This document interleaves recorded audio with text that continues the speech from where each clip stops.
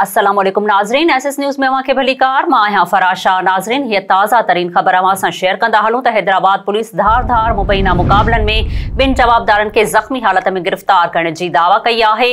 उन हवाले सां वधीक तफ़सील ॿुधाए रहियो आहे जीएम चांडियो। जीएम, छा तफ़सील आहिनि?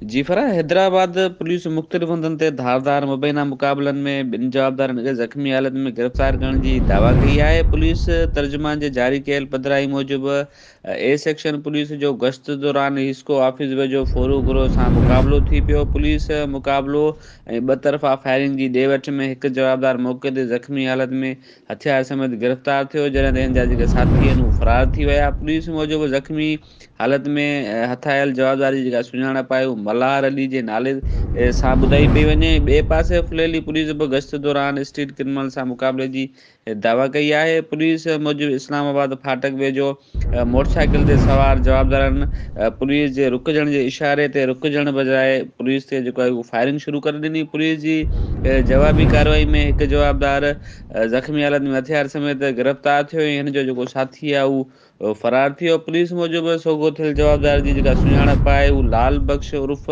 लालू घुमराणी जे नाले सां ॿुधाई पई वञे। हैदराबाद पुलिस मूजिबि ॿिन्ही ज़ख़्मी जवाबदारनि खे इलाज लाइ इस्पताल मुंतक़िल करे फ़रार थियलनि जवाबदारनि जी जेका ॻोल्हा आहे उहा कई पई वञे। जी फरा।